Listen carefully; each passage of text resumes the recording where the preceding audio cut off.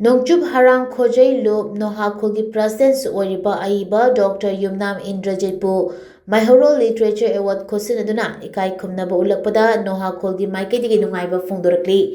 MAKEIDAGI ngasi pangthokkiba apunba Khorirol gi Malengi Lup ki mari shuba mapok kumon amadi RK Madurijit ki chamaga taramari shuba anniversary ki thoromda award KHUTSINNARKhiba aduga mari lenana Nohakhol ki General Secretary Sadokpam Birjitna khuyek piduna thadorpa cherol amana hai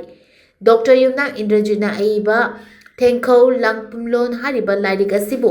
masak khangbiduna Meihourol Literature Award piduna EKAI KHUMNABA ulakkiba haibasi lup asigi oina chawthofam oiribani hairiba award foglaklaba Aeeba Dr. Yumnam Indrajitna mamang matamda lairik makhal kaya ikhibagidamakta State Award anisu fangkiba laiki amadi mahagasi hauji lup asigi president ki thogaisu puriba Aeeba amani loinana Dr. Yumnam Indrajitna matung tarakpadasu inat lolgi oiba anauba lairik kaya puthokduna Aeebagi pukai nungda hapchinba ngamba taibang mapuna pinabisanu haina cherol asina makha tarakli